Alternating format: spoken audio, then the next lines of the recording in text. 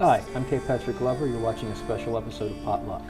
Today we're going to be talking about the making of the film Butterfly Kisses.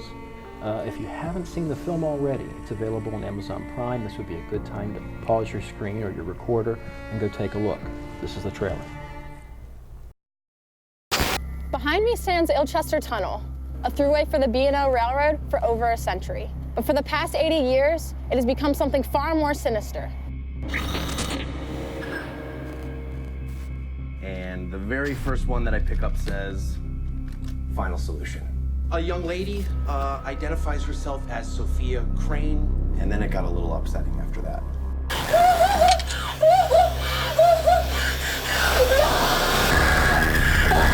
Got a little bit weird. There's no cuts. There's no retakes. There's no calling for action. There's absolutely no evidence to suggest that somebody is directing them. We have the possibility that this whole thing is real. And we have the possibility that this whole thing is a largely plausible hoax. If you're working with all these elements, you can, journalistically speaking, you can construct your own story out of whatever footage you choose to put in there. I do not believe that this video is authentic. I think there's some acting involved, there's some effects involved. And I think that it's kind of disturbing that he feels that the only way to market this footage is to pretend it's real. This has been done 1,000 times before, and we think it's a scam. I'm not the only one, it's everyone. We're gonna take this footage to every professional in town that we can find. Ghost hunters, mythbusters. We're going to go to the radio stations. We're going to the TV stations. We're going to show the footage, and we're gonna saturate the market with this information. Then we're gonna prove to the world that Peeping Tom exists. The camera doesn't lie.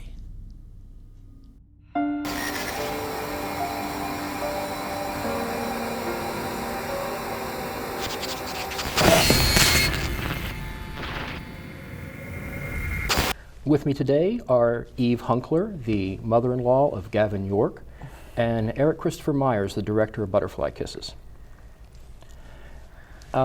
Eve, can you tell us a little bit about Gavin? What was he like before this film? Gavin he was a good guy. I mean, there was a lot of him that he wasn't really what we expected as a son-in-law. He wasn't Christian, he didn't go to church. I didn't know much about his family.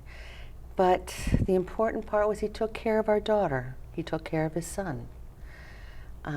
And he was, in all intents and purposes, he was trying to take care of his family by working. He was trying his best to do what he needed to do. Other than that, we didn't really know that much about him. He'd only been in my daughter's life maybe 5 years. Six years. Okay. Yeah. How did he and Amelia meet? Friends. Two friends. She was actually at a summer picnic with our church, and one of the other friends of hers that she's known for a long time, Stacy, actually brought friends with her, and Gavin happened to be one of them. So she actually met him at a church picnic. Erik, how did you meet Gavin? Before we get into that, can we just take a second here and talk a little bit about why we're here? I mean, you just kind of like blasted right into the interview segment. Can we discuss a little bit about why we're here, what we're talking about? Sure. We're here to talk about the life and the eventual death of Gavin York, who was in the film that you were documenting. Right. But what I mean is, can we go to the next step and talk about why we are here today? You two decided you were going to do this episode, and I really felt I needed to be here to defend myself. And I think it's kind of important that we discuss that. Okay. No, hang on, I'm talking. I'll let you talk and tell your little story. I think we need to really lay some things out. So if you're not going to do that, please allow me. Which camera am I? It doesn't matter, whatever. I was invited just like you were invited. There wasn't any... You were invited because the two of you are planning whatever book you're writing about the making of my film. Okay, I'm writing a book on the death of Gavin York because the circumstances surrounding his death are suspicious, and the circumstances surrounding your film are suspicious. Okay, so you're kind of, hey, camera guy, I can hear you talking. Okay, it's a little distracting. The problem that I've got right now is that when we decided we were going to make this documentary, Gavin and myself, he signed certain life rights over to me so that I could utilize any footage contained within the shooting, and you agreed. Life rights.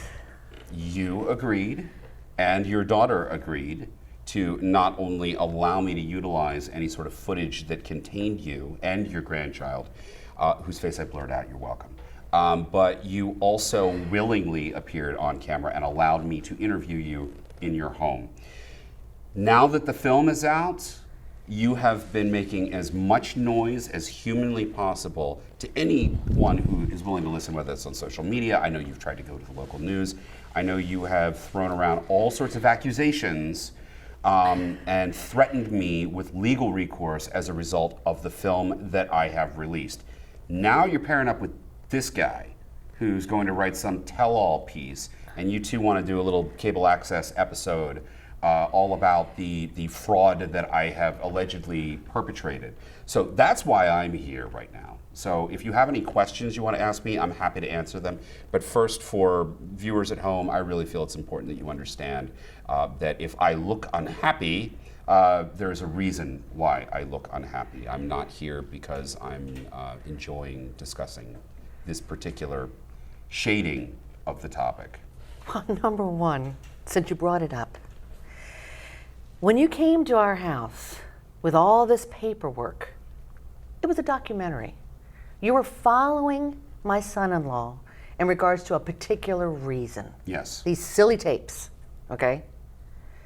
Didn't expect him to die. Didn't expect half of what ended up happening through this whole process. Everything was fine, and then things kind of turned. He changed into somebody else. You helped change him into that person. This person here, I think, is trying to come to the truth. I'm trying to figure out the truth, and that's the reason why I'm happy he's here, and I'm happy we're doing this today. I don't know what you're trying to gain from it, but we're trying to gain the proof. Is a 90-minute documentary that could be about 12 hours long if I wanted to include all of the footage that I shot. And your scenes have been judiciously pared down and include statements that you have made about your deceased son-in-law and the sort of person that he was in terms of being a husband, in terms of being a father, in terms of being a provider for the family. That doesn't include everything that I left on the cutting room floor, and that's not just to hit a 90-minute runtime. That was out of respect. Now, your daughter, No, I've seen some of that cutting room floor footage. Well, the fact is that her daughter, Gavin's widow, who is conspicuously absent, I might add, there's tons that I removed of her. If you want to talk about specific things that happened on specific days, I am happy to discuss things that I removed. But don't come up here and suggest that I am a murderer, as you have suggested elsewhere. We will get to all of that. Yeah, let's talk about the manipulation, please. Because the audience doesn't know where we're at. Okay, how I met Gavin. Let's start with how you met Gavin. Okay, so I met Gavin in early 2015. From what I knew of him, he was the sort who didn't spend a lot of time on social media. That wasn't really his thing.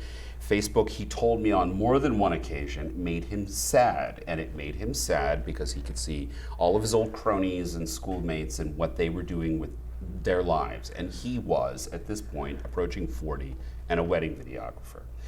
He found this box of tapes that he thought contained a real-life Blair Witch Project in the basement of your new home, and he started a Facebook profile that was specific to his investigation. He was trying to find anybody who could vet the existence of the people in the footage, and also he was looking for people to analyze the content of the tapes and maybe even to do a documentary about his pursuit. He began going into various Facebook groups and public forums where he was, being very coy about what he had, but he was asking questions. Does anybody know about the Old Chester Tunnel in Ellicott City? Does anybody know who this person from this screen grab is, et cetera? And me being a filmmaker who's also based out of Baltimore, but also very much into the paranormal and the unexplained and urban legends and monsters and all that stuff, he got my attention. And so I contacted him. We met for beers in White Marsh. He told me what he had, and he invited me over to watch it. I came over, I watched it, and my initial impression was whether this is real or this is something that he has hoaxed or this is some college horror movie that was never finished that he discovered. Whatever the case, I could make a really compelling character study of Gavin York as he is seeking to go out there, and this is sort of his last gasp at Hollywood. You're uncomfortable with what's being said. You want to say something, Eve? This is what I've heard him say, I don't know how many times in every interview he's done. This is his pat answer on, this is what the movie's about, this is what it is. Pat answer? Yeah, in a lot of respects. So when somebody tells the truth over and over again, that becomes a pat answer. Please No, I'm ask sorry, another I'm sorry, question. carry on, No, go ahead, please. go ahead. Looking at the tapes for the first time, did you do any due diligence? Did you do any investigation? Did you try to find Sophia Feldman? I didn't try to do any sort of investigation of the content of the tapes until after Gavin was no longer in the picture. After he died and he had signed paperwork that allowed me to utilize the Butterfly Kisses documentary within my own documentary. Then I began exploring all of the unanswered questions that he had. But before that, no, I didn't do any because it was not my job. My job was to show his story. I even say very clearly in the film when he's more or less begging me to help him get a press conference or some sort of media coverage. I go, my place is on this side of the camera. I don't owe you, I don't owe your family, I don't owe anybody any sort of intrusion into, this is the line. I'm here simply to document what's happening. Let's talk about DC 101 then. Let's Go ahead. Let's talk about DC Let's take 101. that last comment you made and how that was manipulated. In what respect? Were you there that day? I seem to recall that you weren't there. I seem to recall what I saw in the film. What you saw in the film, which was edited together down from several hours into a couple minutes. But no, go on, please. Those conversations you had with that host in the film gave me the impression, and more than one person who's seen the movie since then, the impression that you set that up. I seem to recall there being a very specific moment in which Mike Jones from DC 101 says, we have somebody that my producer could get on the phone and it would be great. It would be good for us, and he pointed at you and him. I very Thank you. I thought it was pretty clear. No, that's not what you said a second ago. It was very you said clear that it wasn't going to be good for Gavin. Wait, I'm not done. Whether or not it was good for Gavin, the accusation right now is not that it was something that was going to benefit him. The accusation is that I set it up. I did not. I clearly expressed surprise and had no idea that was going to happen. I even say, please don't tar and feather him. Do you remember this? No, I remember you saying that. Okay, so... But you allowed the DC 101, I'm sorry, Mike Jones, he knew of someone to call, and the perfect person to call, of course, was... Ed Sanchez. Yes, from the Blair Witch Project. movie fellow. But again, at what point is babysitting your son-in-law my job? I made the phone call. I said, Mike, there's this guy that is looking for press and coverage. He's made this thing. You guys should talk. They talked. They set that up. I showed up with the camera crew to film what happened. That's... Eve, was Yes, Gavin on I'm sorry. any prescription medications? Not that I know of. Was he being treated for depression, bipolar disorder, anything like that? Not that I know of. Maybe that was part of the problem. Maybe instead of having me up here as somebody who was responsible for him dying, you should be talking to your daughter about that.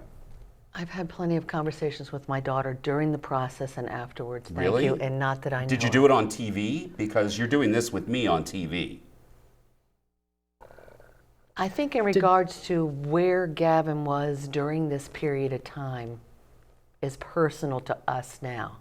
I'm sure What it is. happened to him during this process that took him to the point of dying I think is where we are talking about now. Did Gavin feel particularly stable to you while you were No, working? he didn't. And that's part of the problem here that I'm having with this whole experience. No, hang on. The thing is that my personal opinion is that whether it was me or it was a different filmmaker, or even if he didn't have a documentary made about his life, that guy was going off the tracks, no pun intended. He was going off the rails. He was on a downward spiral. His kid, very clearly in the film, your grandson, doesn't even want to interact with him. He's constantly, just snipping at his wife. She's clearly having issues with him. All sorts of deleted scenes. Again, things I didn't put in the film, where it's showing not only the troubling state of their marriage, but the troubling state of the entire family unit. Actually, some of those deleted scenes seem more like you're trying to instigate the trouble. That You you're saw them pushing all, right? her. I've seen the 3-hour work print cut. Wait, And they're- wait, no, how have you seen the 3-hour cut? I have a copy of the 3-hour work print cut. That was a rough cut of the film that was strictly shown. And there are sequences within it that you were pushing her about household go finances. back. I'd like to know how you... I'm not going to answer that question. You're not going to answer that question.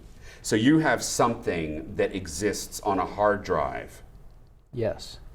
That belongs to me.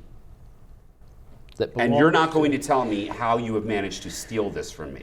I didn't steal it. Somebody very close to you gave it to me.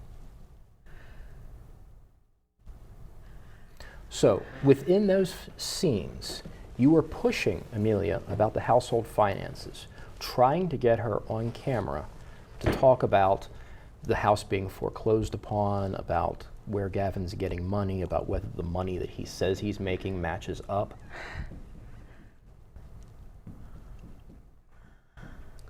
Amelia had to borrow a lot of money from you. She borrowed some, yes. Did she talk to you about where Gavin's money was going? Was it one of the producers? Did you go to one of the producers? How did you get? I'm We're not gonna answer beyond that. question, Erik. No, we're not beyond that. If we're talking about potential legal action, I just want to thank you for doing this on camera, by the way. I'd like to thank you for making these statements. Fine, then the two of you talk about it afterwards. Your question again, please. Did Amelia talk to you about where Gavin's money was going? Whether the money that he said he made at various weddings came back, matched up with what was supposed to be there? If you're talking about during the process of all this, when she was having to borrow, I mean, she had to borrow from time to time, even before these tapes arrived, because being a wedding videographer was not making a lot of money. He was trying to start his own business. So there were times when it was hard. I mean, the wedding business was in the summertime. You're starting from May forward. So there were times that he was having to borrow. But then it ended up increasingly getting more because Did she ever of this. Did she ever talk to you about Erik? And Was it about the my wife? questions? Did you get to my wife? God. No, I'm being serious. Did you get to my wife? Because how else did you get into my home? Anyway. I didn't get into your home. That cut does not exist online. That is not on. Another time, please. No, this is the time. You're the ones who wanted to do this. Let's talk about the contents of that work print cut a little bit. You state very clearly in the film that was released that the footage found in that basement was in black and white. The footage in that work print cut was in color. I didn't state that the footage that the kids filmed was in. That's Gavin talking in the film. Okay, that's not me. Actually, I believe it was on the title card. I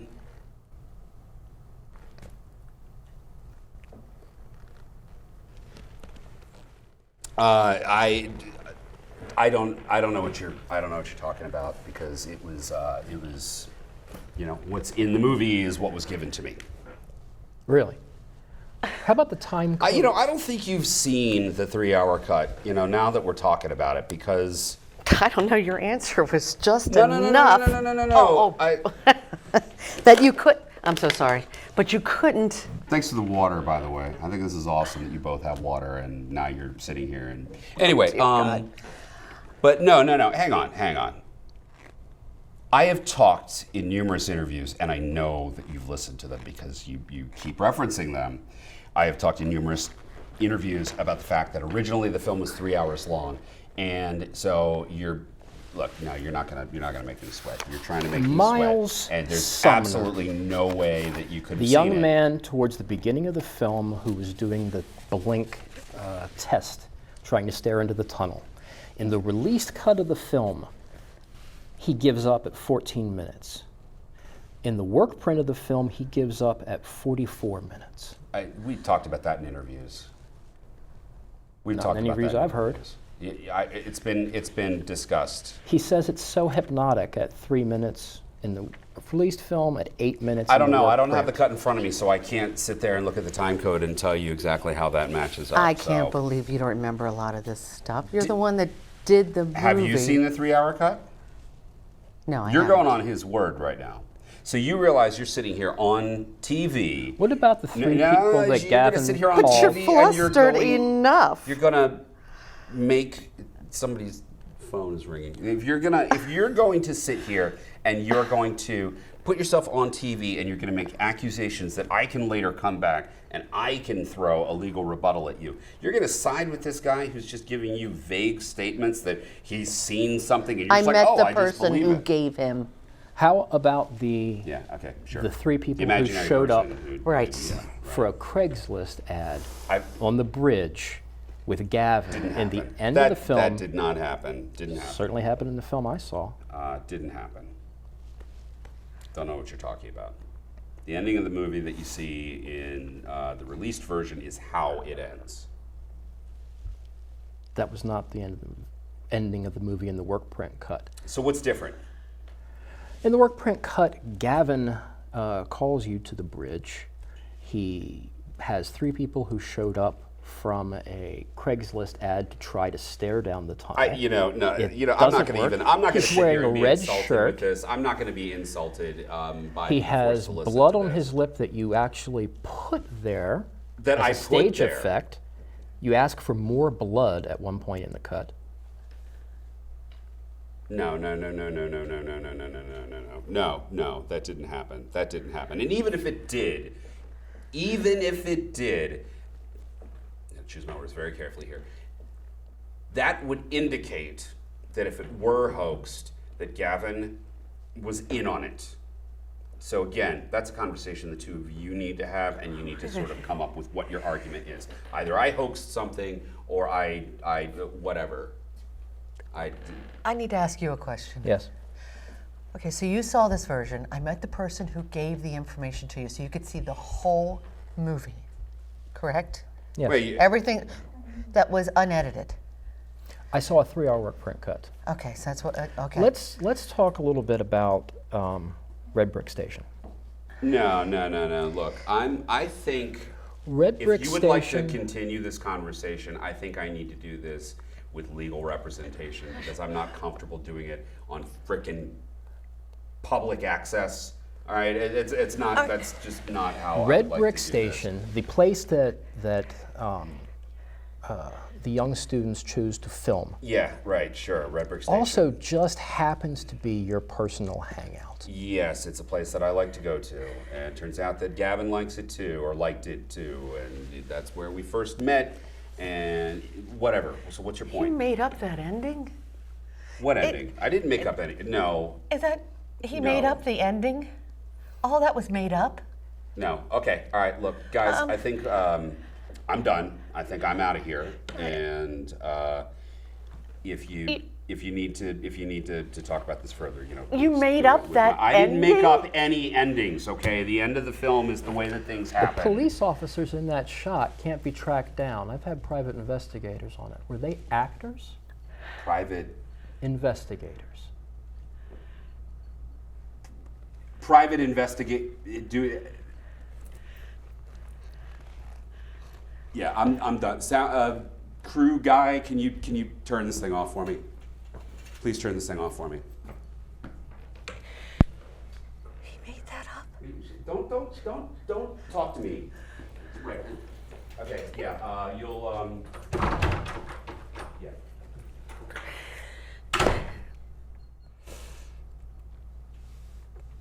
Ladies and gentlemen, you have been watching Potluck.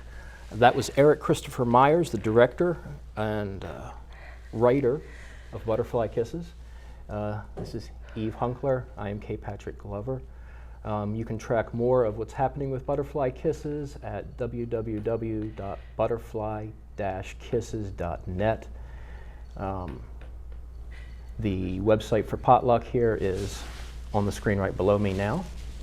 Eve, anything last to say?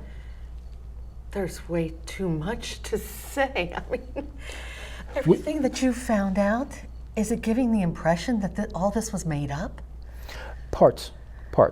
We will be back next week with further investigation of this. Is there anything else you would like to ask about that? I don't know. I don't know. I gotta talk to my husband. Yeah, I gotta talk to my husband. I'm sorry. No, I'm fine. Okay. Thank you, ladies and gentlemen.